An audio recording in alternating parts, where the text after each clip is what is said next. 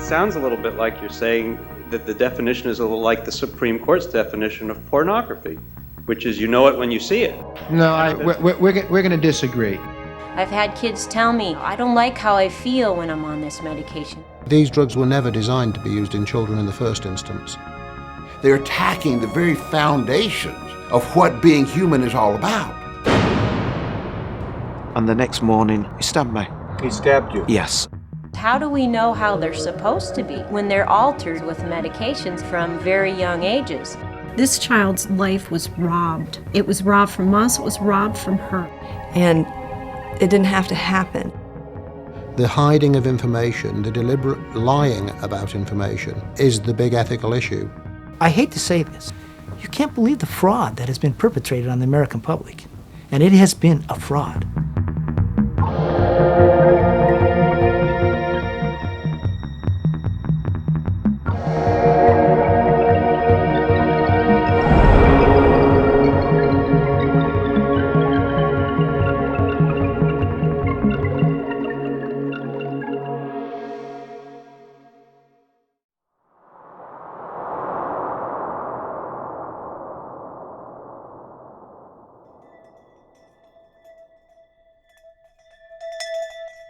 Jefferson County 911. Oh, God. Stay in the line with me. Oh, God. There is suffering and darkness. He's right outside of here. He's outside? He's outside of this hall. So much darkness in the world. I am on the floor. Okay. Oh, to what purpose does it serve? What happened? We've had a shooter at the school. You gotta be kidding me. No, I'm not, sir.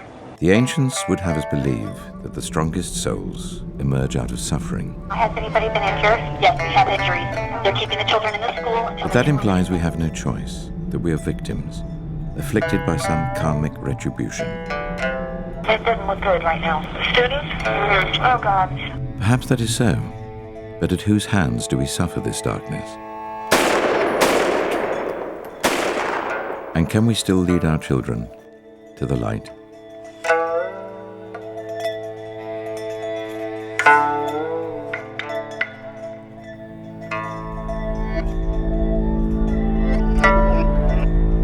A storm is brewing, a man-made maelstrom. It approaches with the speed of a cyclone, and its reverberations are already being felt. Few times in history has a civilization faced such a fury, such an atmospheric test of ethics. Over the coming days, we must decide as a people if spirit truly exists, whether we're free, and whether we are masters of our own fate. There is no time to waste. The gale draws near. There are expressions such as ghosts from the nursery. We see some teenager who's perpetrated a hideous crime. And then we're not surprised to read in the newspapers a week later that they had this terribly difficult childhood. Over the past few decades, the world went mad, or at least our children did. During that time, mums and dads everywhere were told that their children were no longer normal and needed to be drugged. They were, doctors deduced, hyperactive, bipolar, depressed. And millions of parents, many unknowingly, started their children on a dangerous path of biochemically altering their brains. To call normal children diseased, abnormal, chemically imbalanced, to make patients out of them for profit. This is not only anti-scientific, it is contrary to our Hippocratic oath. It is immoral, and it should be exposed and stopped. In this modern petrochemical universe, however, neuroscience is very profitable and very much in vogue. Mind and mood-altering drugs are the fastest-growing class of drugs in the world. The quick fix, the magic bullets, have been masterfully sold to us by a plethora of medical literature, distributed via the media and through our schools. Most mental health professionals now claim that many of our children harbor biological defects in their brains, defects that can only be controlled by drugs. Unfortunately, we have people who have swung that far over to the medical model, biological disease model, disease of the brain, that we're going to correct with this drug, just like the antibiotic cures you of pneumonia. And I think that's problematic unless they really do some extraordinary kind of research. I don't think anything's ever going to be strictly biological that has to do with the brain. I know that many people are determinists. We are simply the unwitting conduits of our neurochemistry, shall I say. But I think most thoughtful people would recognize that however much of a role neurochemistry plays, there are other factors involved in being human. As a journalist, I was a believer in this story. I wrote stories about how psychiatric disorders are caused by chemical imbalances. I can remember writing a story about there's depression screening day. Isn't that a good thing? Go get screened. So I was a believer in a story of psychiatry as a story of progress. We were learning about the brain, we were learning about the biological underpinnings of these disorders, and we had drugs that fixed that biological problem. That's what I believed as a science writer. So I was stunned. When you actually go to the research, it's not there. That the whole story starts falling apart. This whole public story of advancing understanding the biology of psychiatric disorders, it falls apart so quickly. And what you find, in fact, is that the drugs cause chemical imbalances because they perturb normal systems, they block normal function of, say, dopamine and serotonin, and the brain actually tries to compensate for that. It was exactly reverse what I had written about and been told. It's quite ironic, actually, because the only imbalances that we know of in the brains of people called mental patients are the ones inflicted on them by the psychiatric drugs. How ironic. We make a false claim that they have biochemical imbalances, and then we give them biochemical imbalances. In prescribing powerful psychostimulants and selective serotonin reuptake inhibitors to children, these drugs were never designed to be used in children in the first instance. The ethical dilemma is extending their use with children with no scientific support whatsoever. Now we have to deal with the negative effects of it. The fact that the public doesn't have the same sense of the integrity of science. They don't trust the science that goes into the FDA, perhaps, or the EPA. So, I hate to say this, I was a believer. And you can't believe, when you dig into this research literature, and if you're a believer in science like I am, you can't believe the fraud that has been perpetrated on the American public. And it has been a fraud.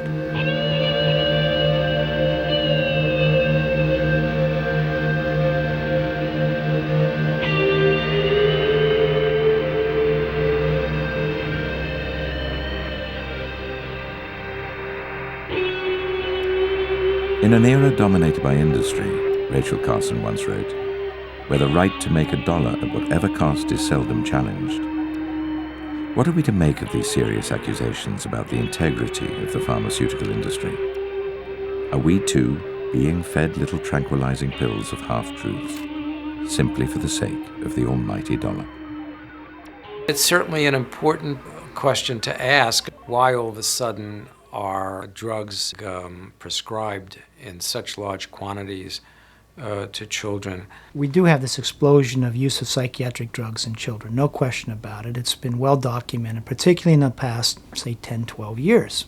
So what has happened? So the question is why? Why do we have 10 million kids taking drugs because someone has labeled them defective?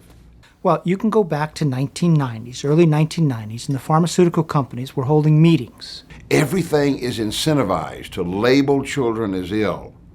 And they were saying we need to expand our market into kids. They're an untapped market. I think the pharmaceutical companies look upon our children, the way loggers look upon old forest. And they start holding meetings, and they bring psychiatrists there. And they'll start giving grants to psychiatrists. There's no x-ray, there's no blood test. And next thing you know, they start just diagnosing more kids.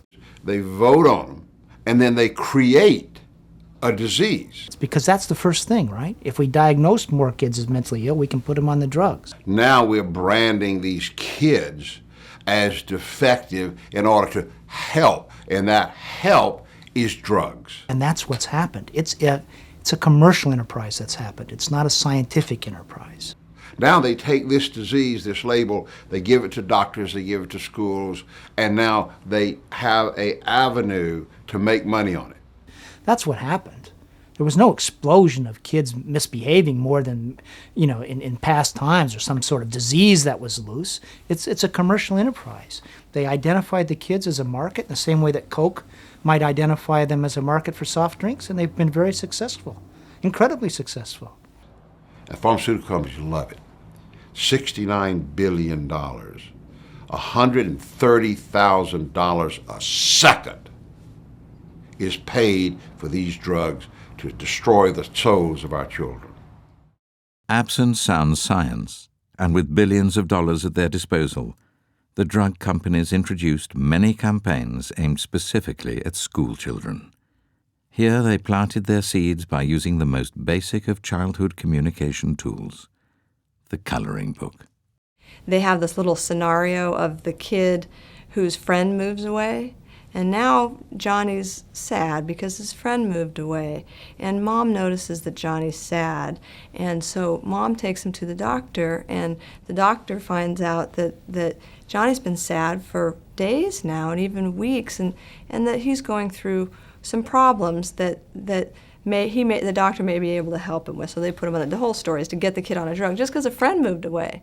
Well, friends move away, dogs die, family members die. I mean, if you don't develop the coping skills as a child to take on the bigger, more real-life stresses and problems, it scares me to death to think about what this next generation is going to be like when they're faced with very real, serious problems. I don't think they're going to be able to handle it. I was working in an adolescent residential facility with kids that were considered delinquent kids and health and welfare placed children. And every one of them at one point were distributed some sort of, psychoactive medication on a daily basis.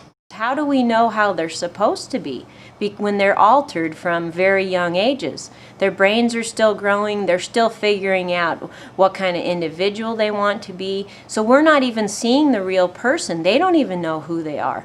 It is really sad to me that we are not only risking the health and the brains of our kids, but we're disfiguring a large number of them and disabling some of them with these dreadful disorders. And all the doctor would have had to do, instead of listening to the guy from the drug company and the guy giving his seminar at the psychiatric meeting who was sent there by the drug company, all you have to do is read dopamine blocker. And he'd know, or should know, from basic medical school, it's going to produce that whole array of horrible disorders.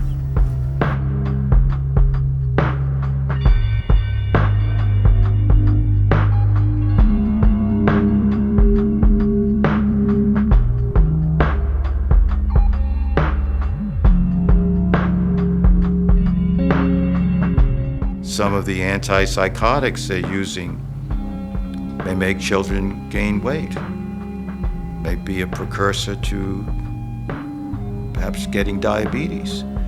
Well, if it has such a profound effect on the physiological system, what effects is it having on brain development?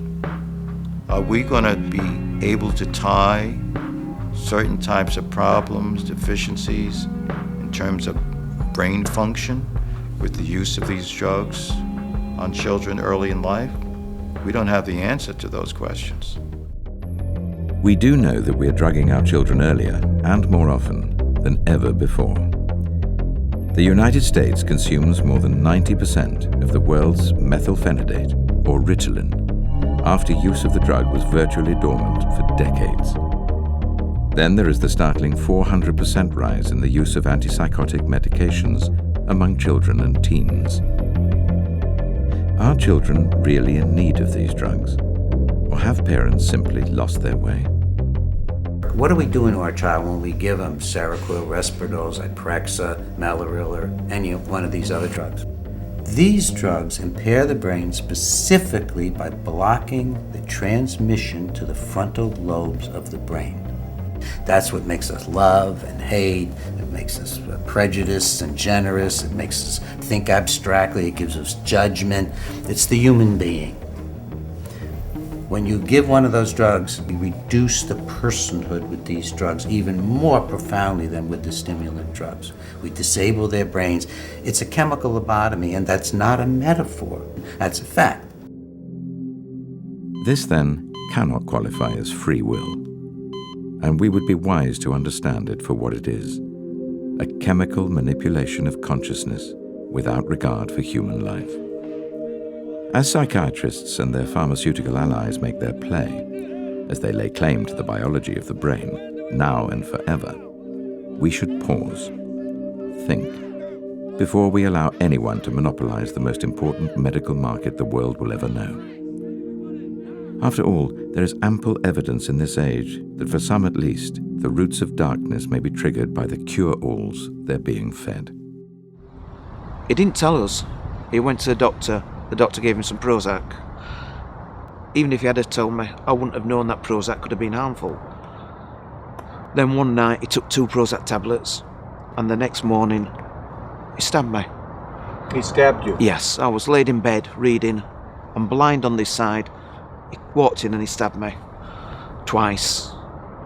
I subdued him. As soon as I subdued him, it was just like switching a light off. He's changed. And he came back, and he was distraught at what he'd done. And that's when our trouble started.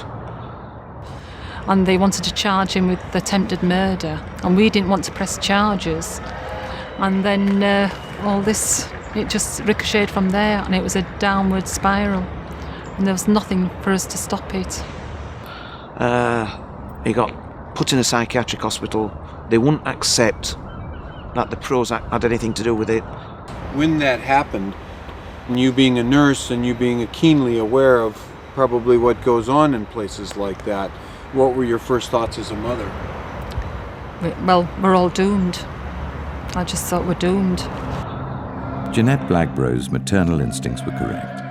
Her son Christopher, after repeated beating at the hands of his supposed caregivers, committed suicide.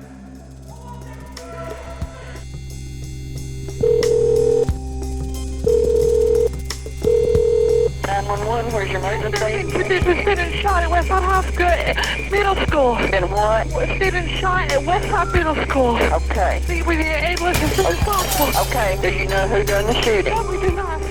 8 out of the 13 school shooters around the country, 8 of them were taking prescription psychotropic drugs. Now, you try to explain that these drugs don't create alterations in people's brains, making them capable of the unspeakable. Unspeakable, yes, but the violence continues unabated. In Cleveland, Ohio, Asa Kuhn shot 4 teachers and students while under the influence of trazodone, an antidepressant, and clonidine, prescribed for ADHD. In October of 2007, Robert Hawkins killed 8 people at the Westroads Mall with Valium in his bloodstream.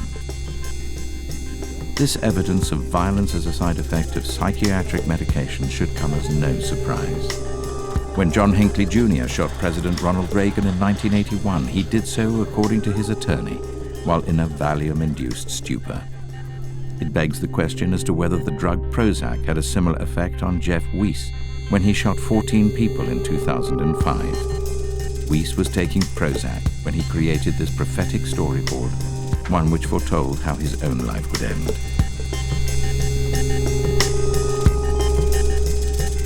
Clearly, Weiss was more troubled than most. But his animations are still emblematic of the dark and violent conclusions too many normal children have also reached, while under the chemical haze of these mind-altering, powerful drugs. Are we helping or harming the kids? As we turn them into consumers of psychiatric drugs, which is what we're doing, are we in essence sacrificing kids to that market? And that's the question our society should be really raising. In our childhood, it is ingrained in all of us that we can be anything we wish. But perhaps we should be questioning whether that ethos still holds true. This modern debate about the brain, the mind, and even the soul of man is too important to ignore any longer. We're having an emergency at Westside Middle School. As a society of supposedly civilized beings, how far are we willing to go to exert control over our youth? For Generation RX, the die has been cast, using an amalgam of high-tech marketing and tainted science. We owe it to our children, to ourselves, to ask tough, hard questions of medicine. Unless we do, the Greek tragedies will continue, day by day, drug by drug, until greater wisdom prevails.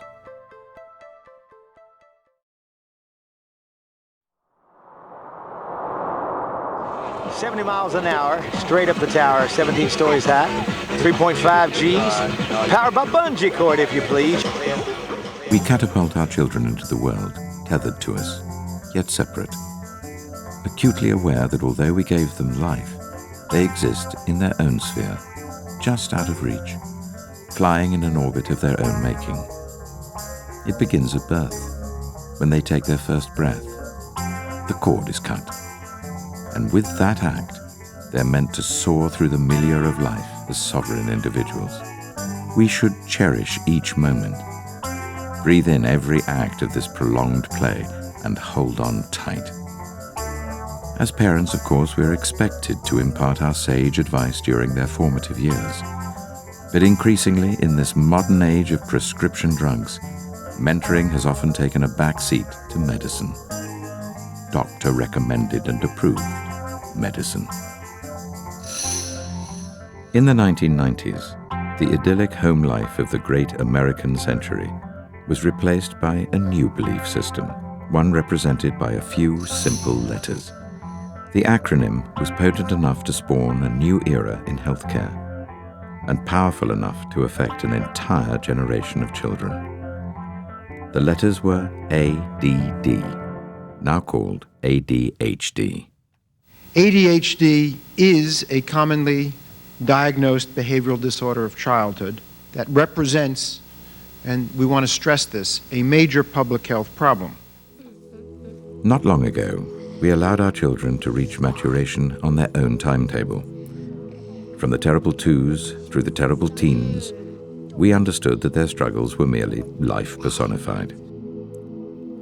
Today, children are not so fortunate. Attention deficit hyperactivity disorder has permeated their world, and an assortment of professionals have left no stone unturned in finding new enlistments among the schools of America. The question is, must they really be suffering from ADHD in order to be recruited?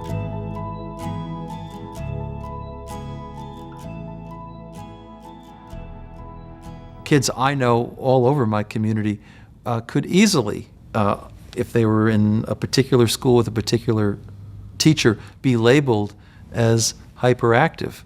I don't put a lot of credibility in the definition of hyperactivity. I know that some people would criticize me for this because they think it's all good science.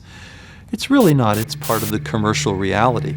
This commercial reality was brought about in 1970 when psychiatrists announced that children were suffering from a new disorder called minimal brain dysfunction. That year, 150,000 children were placed on Ritalin. Pandora's box was opened, and the drugging of children has grown exponentially ever since.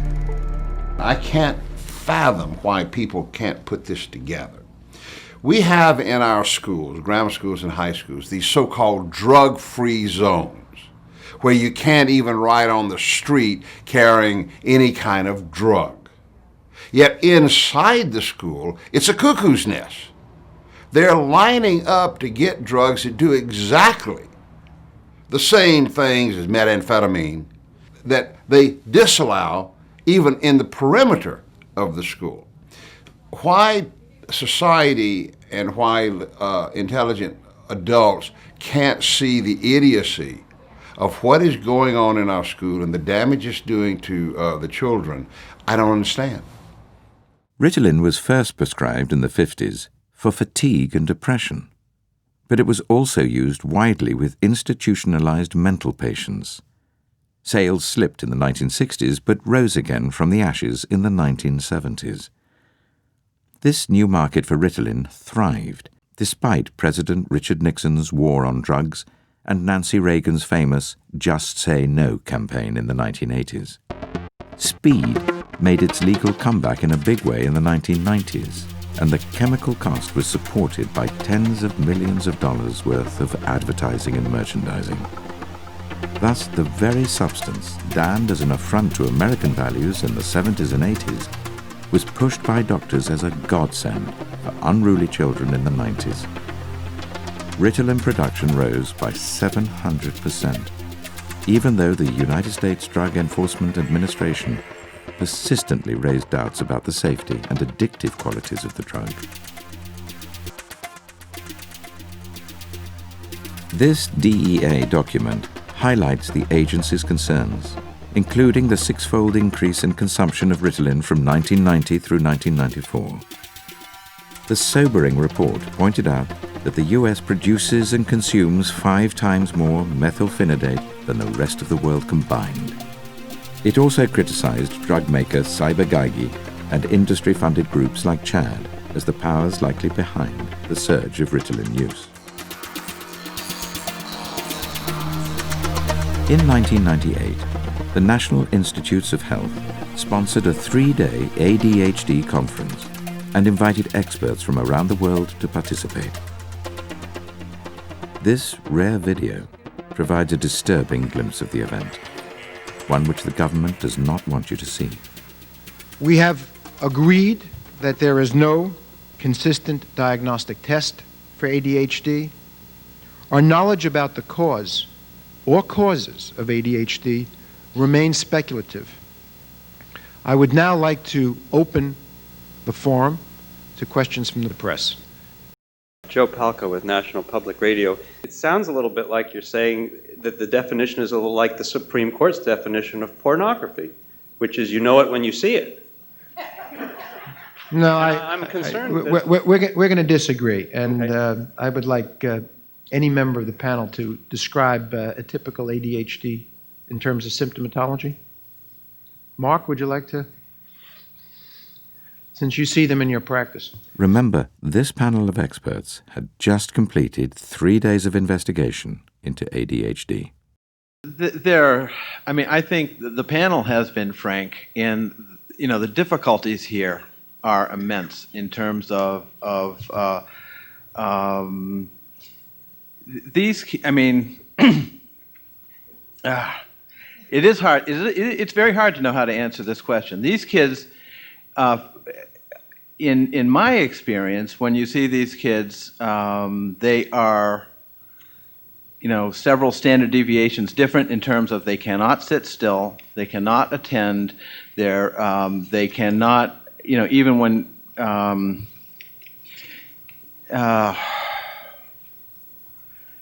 they are as if driven by a motive. There are some good clinical descriptions of these kids. As pediatrician Mark Vonnegut struggles desperately to describe the symptoms of an ADHD child, it's fair to note that he must have diagnosed and treated hundreds of children for ADHD prior to this conference.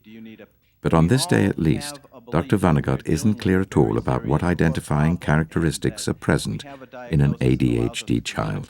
And gives us research, generates sort of ideas for research, and I think I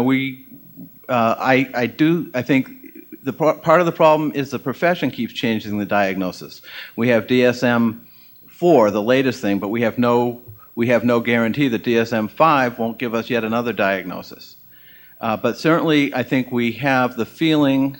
Again, that's not very satisfying, and I'm sure somebody else on this panel should have and could have done a better job than me with this question. So I'll stop talking now. Anybody on the panel want to?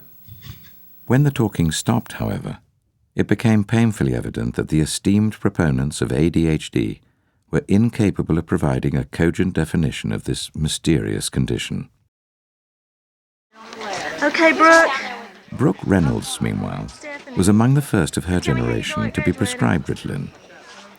First given the drug at age 5, she was told by a neurologist that she suffered from attention deficit disorder. Like millions of other parents, the Reynolds family followed the advice of their doctor and gave their youngest daughter what became the first designer drug for a new era of children. They did so unaware of the growing public debate, unaware that the DEA and others were voicing concern about the long-term safety of methylphenidate. My son died as a result of Ritalin. How many deaths need to occur before the FDA is convinced that this drug is not safe, and the American people are tired of being guinea pigs because of the pharmaceutical companies' need for profit? Many in academia did their best to sound the alarm about stimulant therapy as well. Barry Turner is a lecturer in law, specializing in medical law and medical ethics at Lincoln University and Leeds Law School in England. What he discovered while researching the science behind ADHD startled him. What I found when I was investigating issues to do with both personality disorder and attention deficit hyperactivity disorder was that there was a fundamental lack of scientific credibility. The materials generated were largely anecdotal. Most of the studies which purport to be scientific are spectacularly flawed, statistically and in content. How so?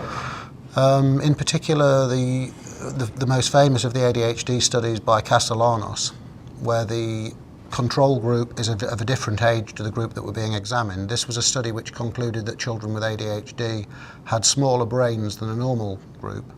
It transpired that the control group was 2 to 3 years older than the research group, and that the research group were in large part already medicated, and no account had been taken for the fact that the medication at the time is well known to cause brain atrophy. So I was not at all impressed that that research had been conducted correctly, scientifically, and a good number of papers have been written since confirming that. When you say that it's well known to cause brain atrophy, well known by whom and in what studies? It's well known in pharmacological studies. The drug is a psychostimulant, and psychostimulants cause brain atrophy. So Ritalin, you're saying? Ritalin, yes, and any other psychostimulant for that matter, not confined only to Ritalin. This fact was raised at the infamous 1998 conference on ADHD, when neurologist Fred Bauman strolled to the microphone. Dr. Swanson, why did you not mention that virtually all of the ADHD subjects in the neuroimaging studies have been on chronic stimulant therapy, and that this is the likely cause of their brain atrophy? Well, that's a hypothesis. I don't know the exact numbers of how many were or were not on medication, and as I indicated, I understand that as a critical issue. And in fact, I'm planning a study to investigate that. Haven't yet done it. And the reason I asked this question is that I was familiar with all of these studies, and I knew that all of the ADHD subjects had been on long-term amphetamine methylphenidate treatment, and that was the only physical factor involved in the situation. Oregon State University looked at every possible long-term study they could find, over 2,000 studies. You know what they concluded? There's no good quality evidence that these drugs improve the lives of these kids, make them better students or whatever. Now think about that. We've got all these negatives with these drugs, including, for example, physical problems, cardiology problems, and then you even see things like shrinkage of brain, you see metabolic disorders showing up, diabetes, many kids suffer a psychotic episode placed on methylphenidate, which is Ritalin. There's a reason for that, it's well known. I began to hear stories of children on these drugs dying. I began to hear stories of children on these drugs becoming drug addicted, of there being strokes and heart attacks in young children. They go on methylphenidate, they suffer a psychotic episode, next thing you know they're labeled bipolar, then they're put on an antipsychotic drug, and now they're on a path to mental disability for life. Why? Because they fidgeted in school? We're going to end up here on an antipsychotic drug? Is that a good system? We are not allowing children to mature. We are drugging them and arresting their psychological and their social development by ADHD, ADD, and bipolar drugging. It's an absolute damnable sin. We don't even have the science, after 2,000 studies, that's saying it's improving them in school over the long term, academically. So where's the benefit? The benefit, according to the Oregon State University, is not there. It would appear then that we have allowed the case for ADHD to be built on the shifting sands of adulterated science. Years later, the sleight of hand persists and the number of diagnoses grow. I think the use of stimulant medication and antidepressants in children is just so out of control. I mean, our kids want to run around, they want to have fun, they don't want to pay attention all the time. And what we've done is we've created boxes, square boxes that we want to put these round holes into, and they just don't fit. I think we've just got the wrong attitude here. I mean, kids are kids, and my God, you know, the most important thing for a child to learn in school is that that child's a good person, and that that child can grow up and have fun in the world and be a responsible citizen and a good adult. And I think if we get back to that idea, we're going to do a lot. But this idea that some, double-digit percentage of our children need medicine, I think we're just spitting in Mother Nature's face, and we're not listening. Raising a child requires attentive presence. We have relinquished the kind of personal and direct care that actually utilizes the energy of our children for positive purposes. We're not capturing their energy creatively, and instead, oftentimes what we're doing is stifling it. Now, I'm not saying that sometimes for extremely out of control hyperactive kids, use of some carefully monitored psychological or chemical intervention is unwarranted.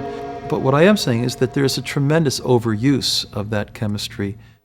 Here in Ritalin Nation, more than 1 in every 30 Americans between 5 and 19 years old have a prescription for methylphenidate to control their behavior. Use of stimulants have become so commonplace in Atlanta that at least 1/3 of their male students use Ritalin, Adderall, or Concerta daily. Throughout Georgia, thousands of school-aged girls took up the habit also. Brooke Reynolds was one of them. When teachers would come to me and say, I have concerns about student A, and they would throw out diagnoses such as, I'm wondering if they have attention deficit disorder, or, whatever diagnosis they had heard on Dateline the night before, I would have to kind of talk to them about, what that really meant and how they might want to address it in the classroom. And given today's educational settings, it's very difficult for teachers if they have children who are a little bit disruptive or who don't seem to be paying attention.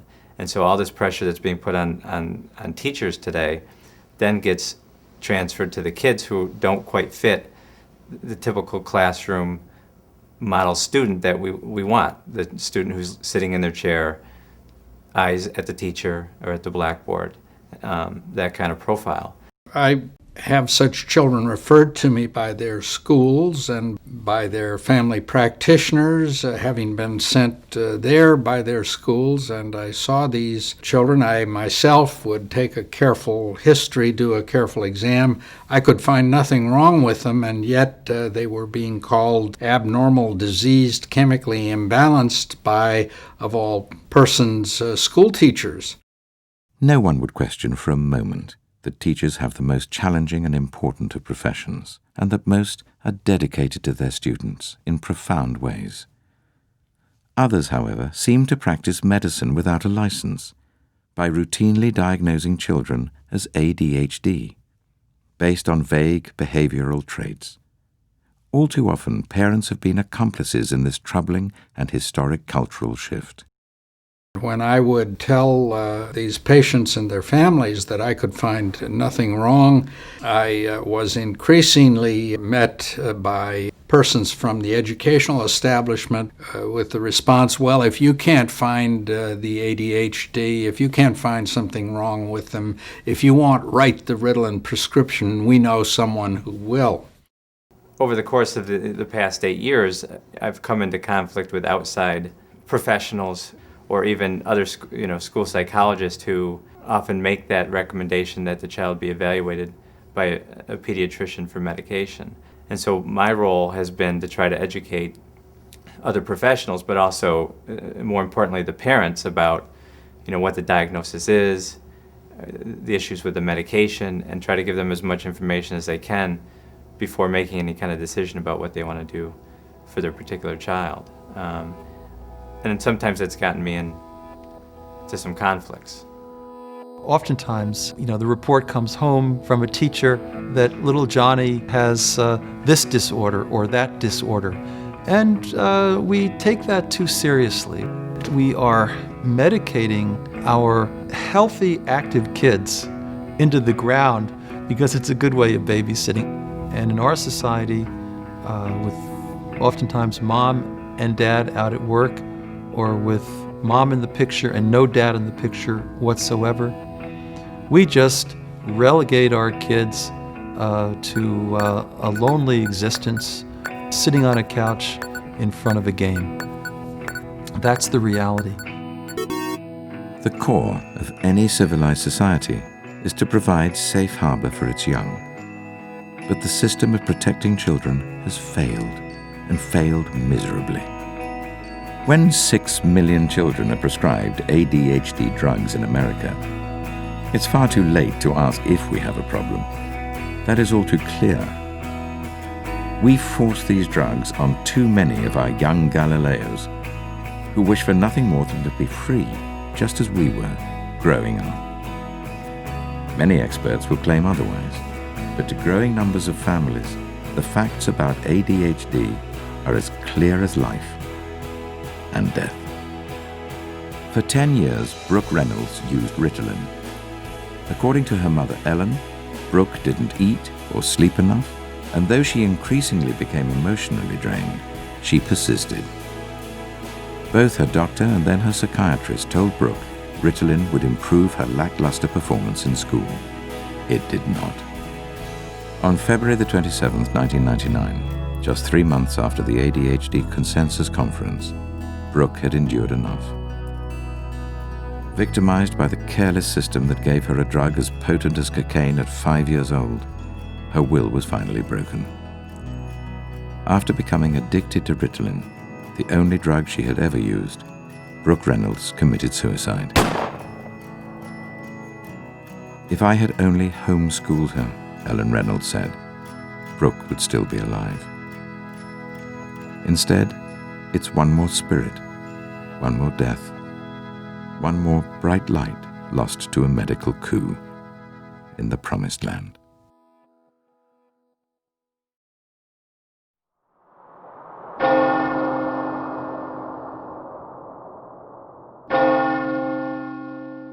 To lose a child is a parent's worst nightmare, an unimaginable pain. And the Reynolds family were not alone in their anguish. It's a very primitive thing, missing your children. You miss their warmth and their smell and their lovely, lovely presence. The last time I saw my daughter alive, she was curled up in my husband's arms, and they were watching Animal Planet on TV and laughing. And so you're in shock, really. You're just trying to take everything in, really, of what's happened, because it's, then you think, well, we can get over this. Caitlin died at home, and we found her. She'd probably been dead for maybe at the most 5 minutes when we found her. And she'd hanged herself in the guest bedroom upstairs. There was one thing in her system, in the coroner's report, a therapeutic dose of fluoxetine hydrochloride. But love is such an awful thing to lose. What happened to these families were not rare events. Not at all. Fluoxetine, or Prozac, has a controversial, troubled history, but you wouldn't know it by listening to the so-called medical experts. As far back as the 1980s, Eli Lilly, the FDA, and others successfully conspired to keep vital information about deaths, violence, suicides, and serious adverse reactions to Prozac away from the general public. Just for the record, this is not a statement of opinion. It is fact. Through the internal documents that we're able to show that Eli Lilly knew about there being an activation potentially leading to suicidality issue in the earliest clinical trials as early as the mid-1980s.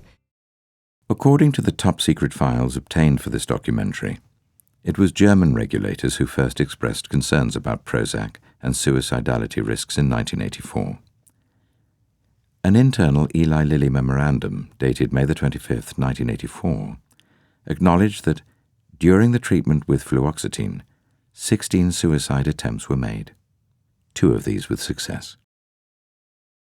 But this was just the tip of the iceberg. June 26, 1984, a Lilly executive acknowledged that the BGA, or the German equivalent of the FDA, suspected that Prozac was responsible for triggering suicides and suicide attempts. The German regulators added, "This is a very serious issue in the opinion of the BGA." The Germans had been worried about suicide and violence, particularly suicide, on Prozac. So they asked Eli Lilly to review its clinical studies. Studies created by the company, everything set up to make the drug look good and not set up to find adverse effects. And what have they found? In their in-house study, they found between a 6 to 12 times increase in rate of suicide attempts on Prozac compared to placebo. So what'd they do? They never reported it. It was a matter of how do we cover it up, how do we hide it. At every step of the process towards approval and marketing thereafter was designed to hide and mislead the public and physicians about the suicide side effect. The hiding of information, the deliberate lying about information is the big ethical issue. If the public wants to take Prozac, they should have the opportunity to do so, but they should do so in an informed way.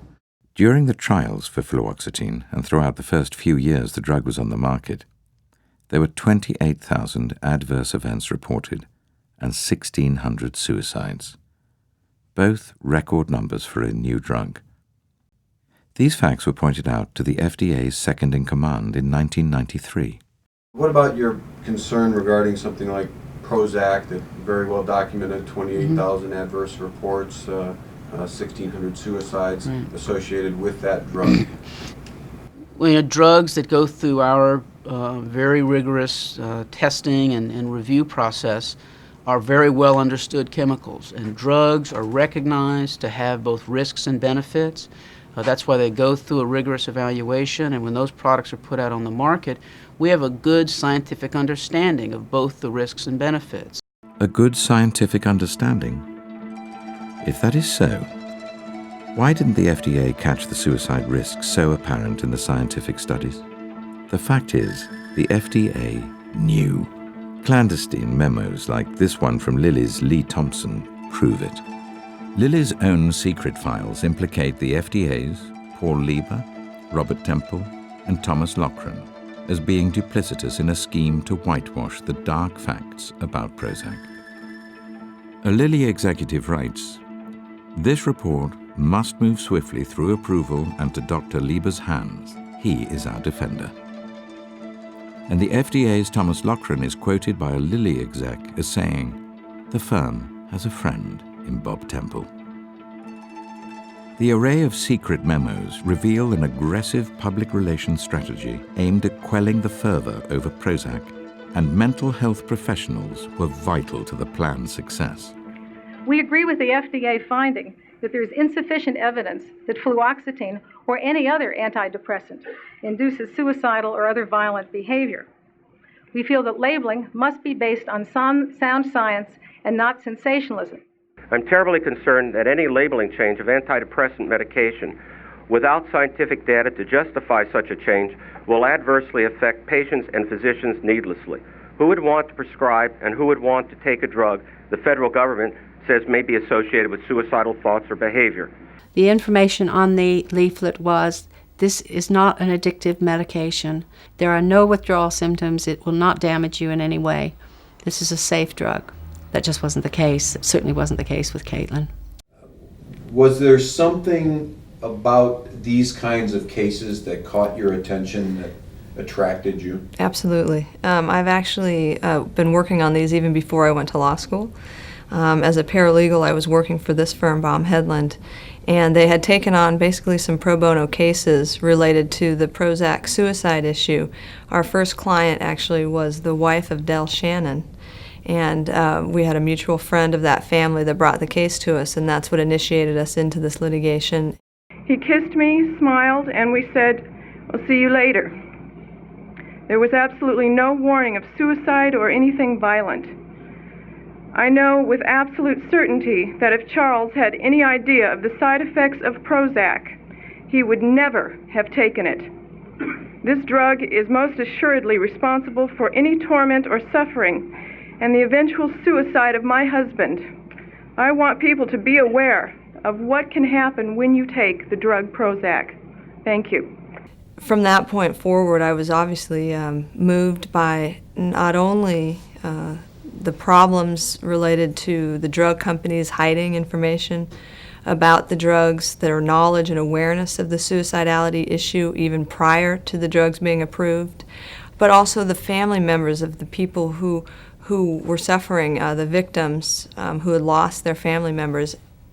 The ease with which Lilly and the FDA were able to manipulate the science behind Prozac is a medical scandal, an egregious example of how money, power, and lies have won over truth and the safety of consumers everywhere. The biggest scandal that's been involved with SSRI production is that all manufacturers who have a major SSRI on the market were well aware before the drugs were licensed for use that they had serious side effects, and all of them, to my knowledge, and I have some in-depth knowledge of this, took steps to hide that information prior to drugs being licensed, indicating suicide ideation, and that they were well aware of that before the drugs were even on the market. Yet Prozac is now being recommended very aggressively. Because it's the only one that's still licensed. It's the only one that's still considered safe to use in teens and children. Who considers Prozac to be safe? Well, the regulatory bodies generally, the MHRA, the FDA. In 1991, the FDA again had an opportunity to set things right. Faced with thousands of suicides and serious adverse reactions to Prozac, consumer groups and others forced the agency to hold public hearings on the drug. The topic for today's advisory committee meeting is the possibility of a causal linkage between the emergence and/or intensification of suicidal thoughts and acts, suicidality that is, and/or other violent behaviors, and the use of antidepressant drugs. This video is all that remains from nearly 22 hours worth of public testimony about Prozac. It provides further proof that the risk of suicide and violence was well known to the FDA in 1991. I was put on Prozac for weight loss since I'd had a baby the year before and I was having a hard time getting the stubborn pounds off. My father took Prozac. I think he started taking it around May of 1990. Lindsay's mother began taking Prozac in August of 1988. The doctor told me that this wonderful new drug Prozac would really get me through this rough time that I was having. Prozac, new on the market, seemed the perfect drug for me, or so said my doctor, because of the minimal side effects, namely weight loss. I literally quote my physician, quote, "Suzanne, sometimes patients lose 5% of their body weight, but then we can never be too rich or too thin, can we?" End quote. We trust our family doctors. My family doctor trusted Eli Lilly.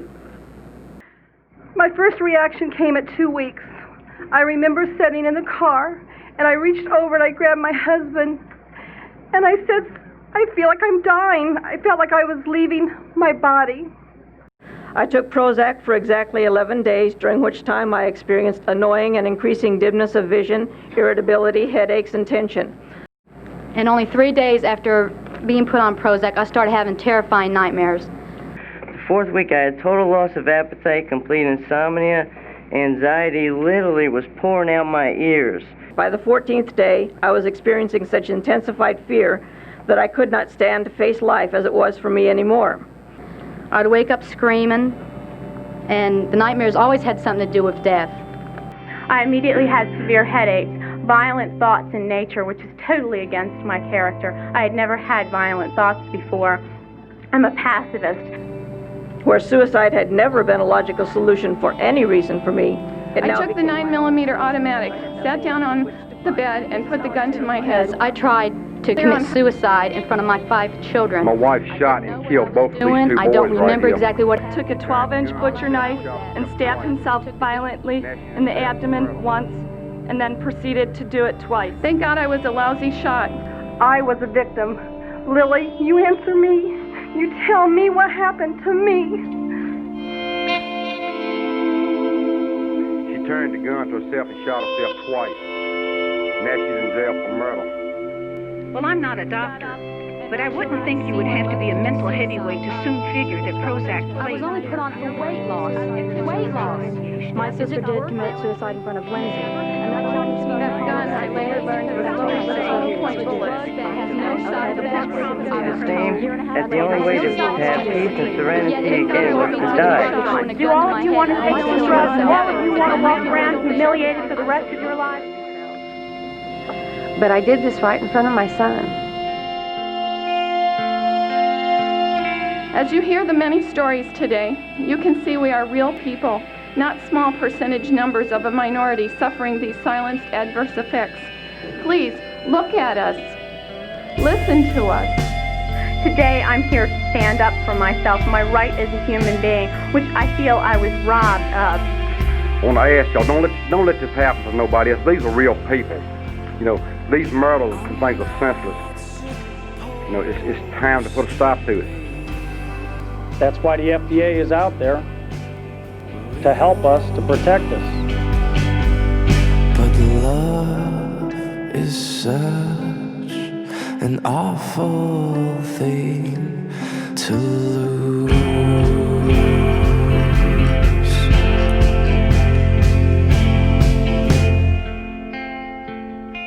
The worst thing about it is it's the same story. It'd be one thing if you heard different stories and they didn't quite fit together, but you hear the same thing over and over again, and you have the difficulty of explaining to your client as they become to realize that all of this was known before their family member took the drug, only they didn't know it, and their family member didn't know it. And it didn't have to happen.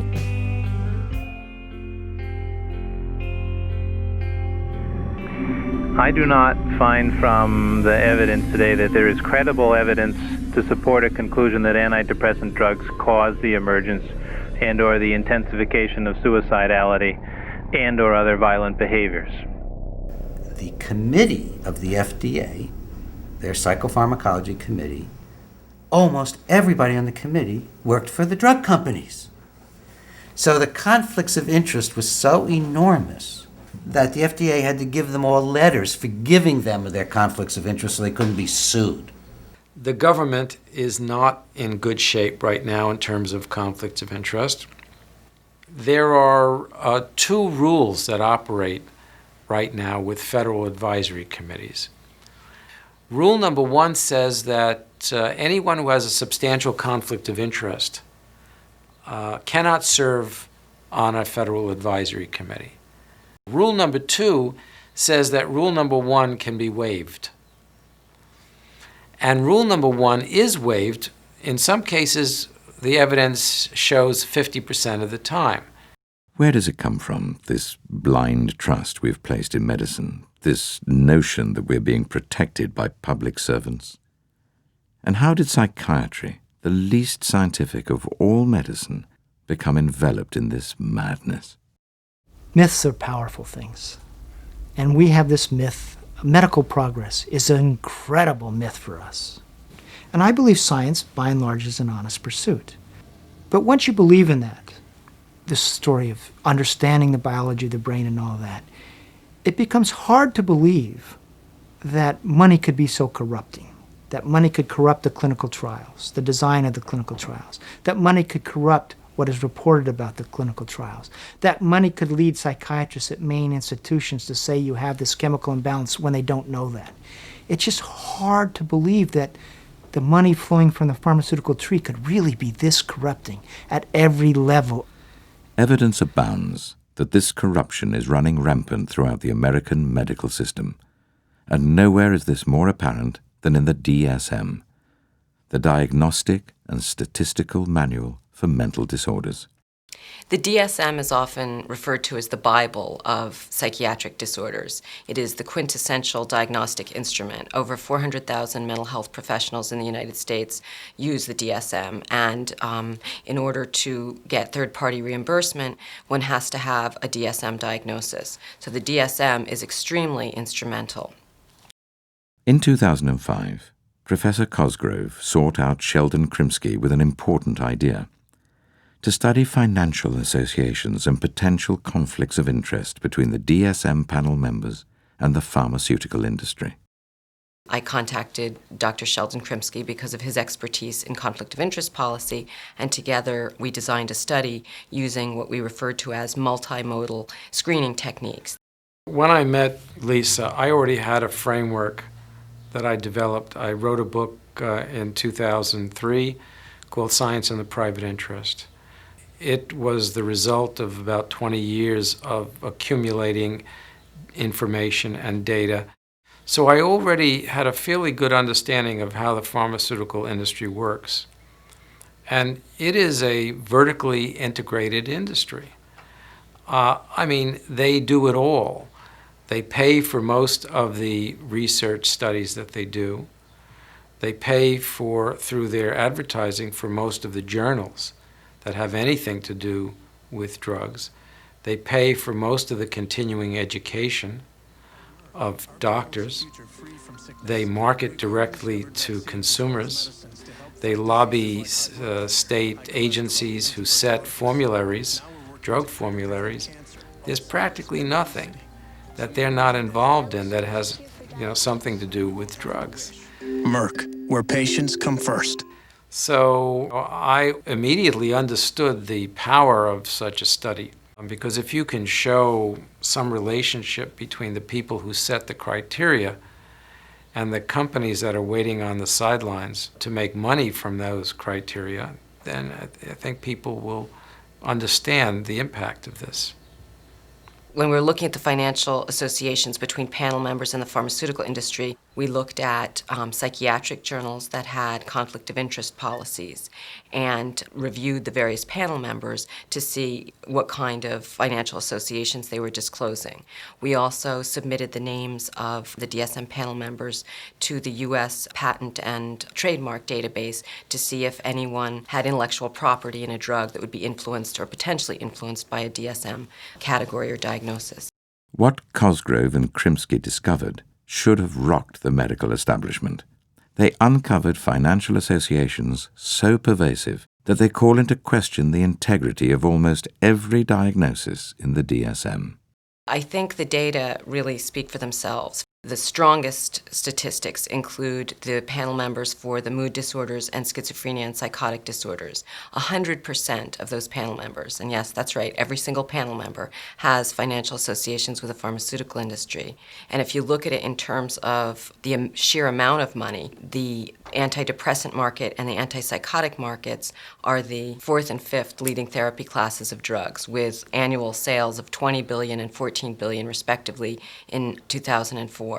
The argument is, well, we're getting the best people are consulting for the industry, and therefore the concept of disinterestedness is completely destroyed. There is no such thing as disinterestedness in that situation.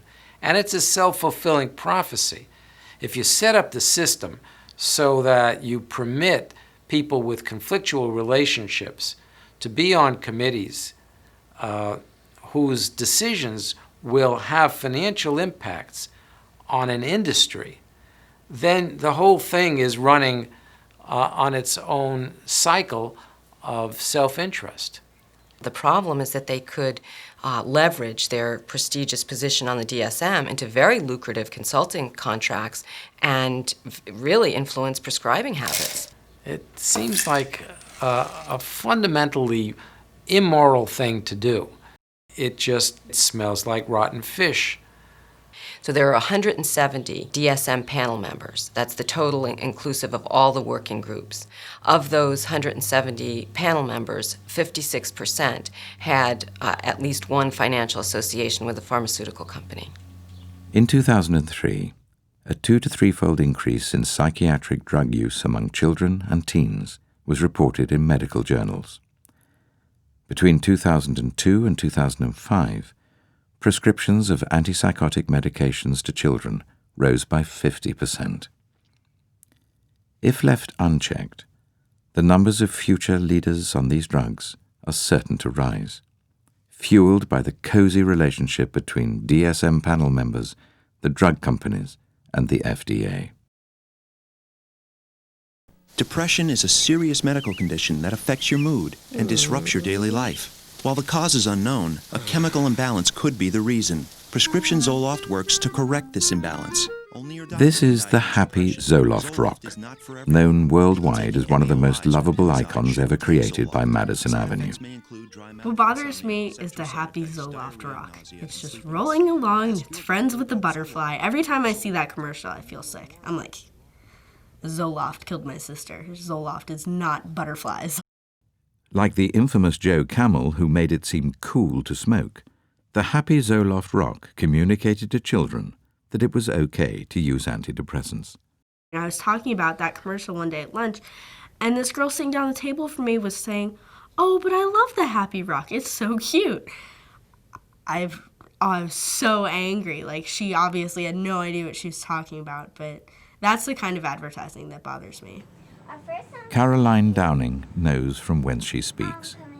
She was 14 when she lost her sister Candace to Zoloft. What was it like growing up with Candace?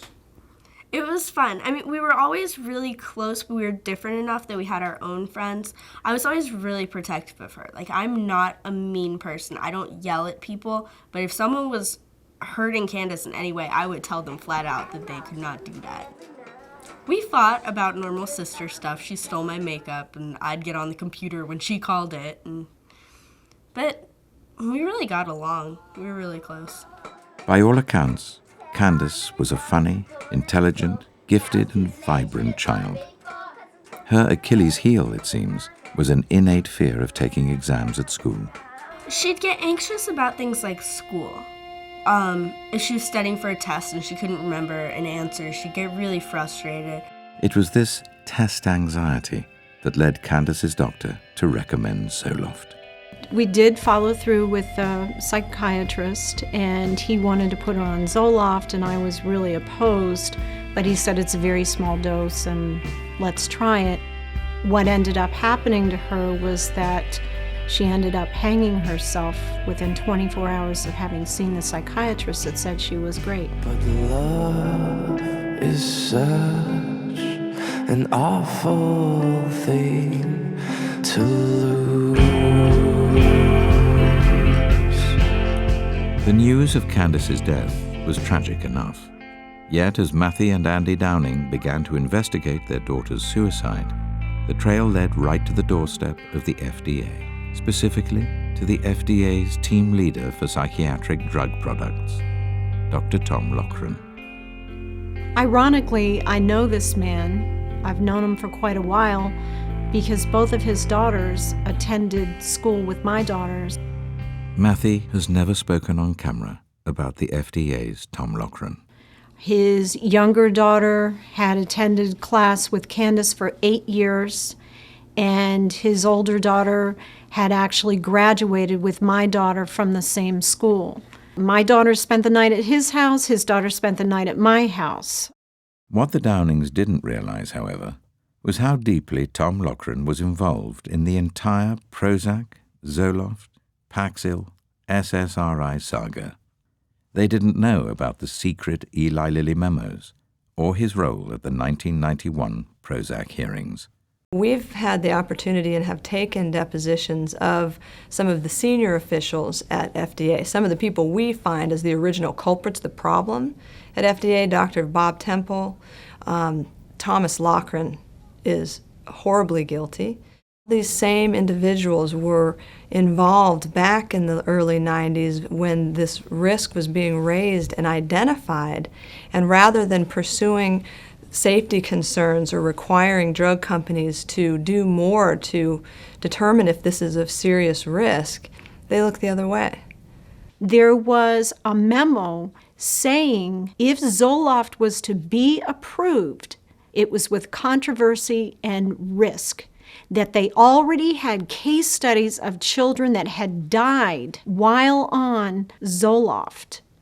When I became upset was when I looked at the signature of the approval, and it was Tom Loughran's. He's the doctor that approved Zoloft for children.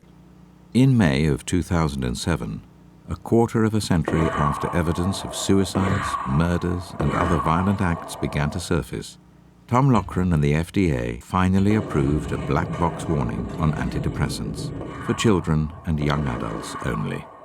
They were forced to do so after it became known that nearly 2,000 children and teens committed suicide in 1 year alone while on these drugs.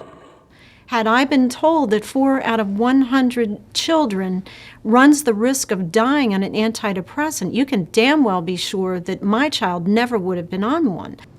I read a report in The Economist 2 weeks ago that said there are now 40 million prescriptions for Prozac alone. Before anyone takes any drug, they must know of its adverse effects. They must know of its contraindications. Patients need to have the information to make the informed choices and simply cannot rely on information which is coming from the people who are in the business of selling these drugs. The mercuric rise in the use of ADHD and antidepressant drugs among children is a black mark on Western medicine. We have seen it as our duty to explore why that is so, and why such flawed science was able to catapult these drugs to such epidemic proportions. We have to understand that the people who manufacture a socially valuable product like drugs have to be separated from the people who evaluate the safety of those drugs. That's fundamental.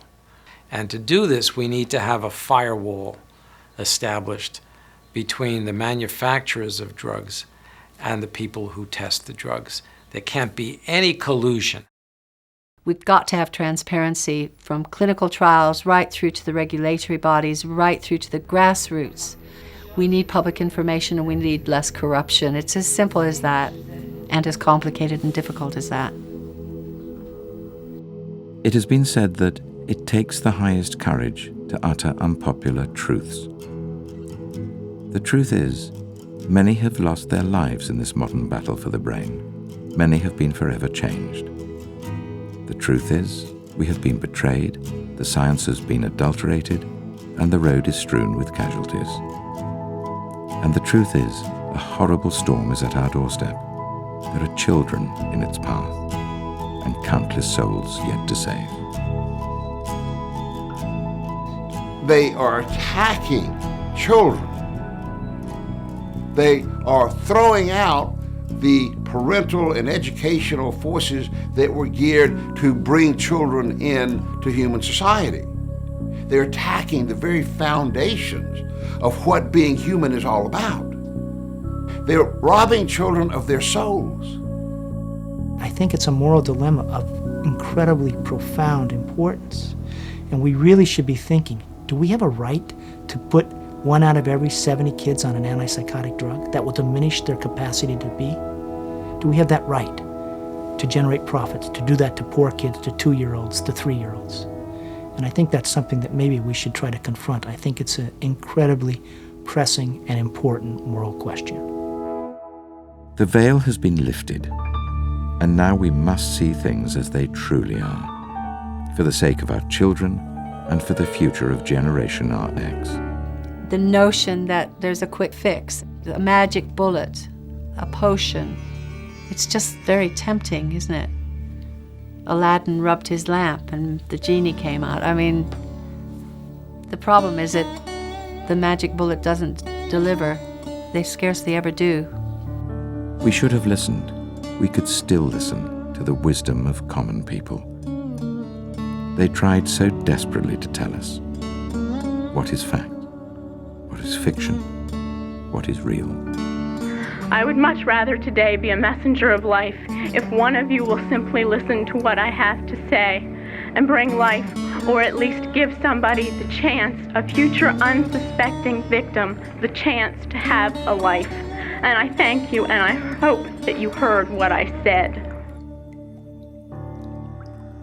We have been taught that we are the masters of our own destiny, that we are free to discover life as billions have done before us.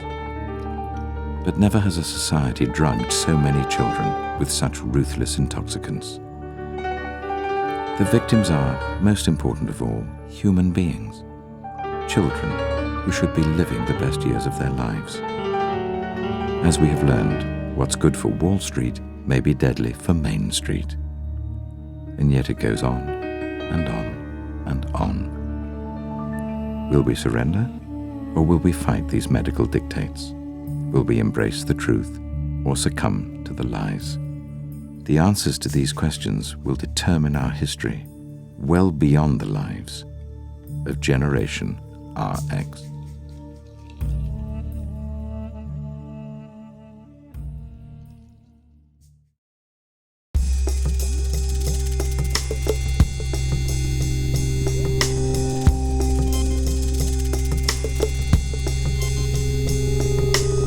What we need you to do, an advisory committee, please help us inform the patients so that all patients, even those who have the side effect, will be well aware and doctors can see it and they can prevent the deaths.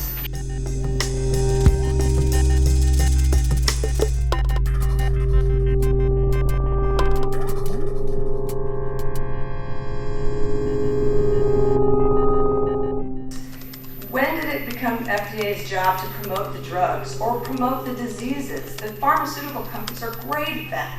They don't need help in that.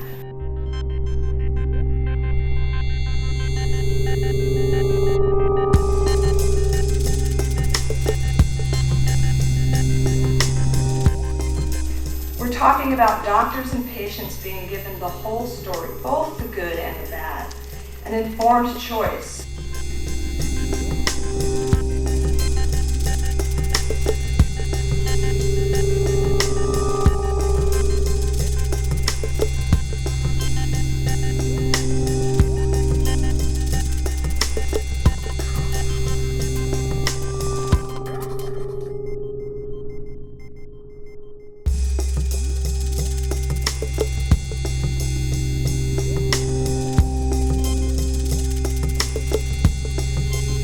So you can certainly look at modern medicine and you can be concerned about the underuse of preventive medicines and a certain lack of respect for the body's natural healing processes.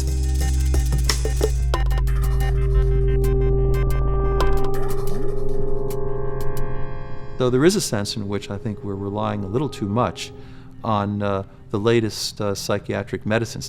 I do think we're not cautious enough about the broader social and emotional context of people's lives.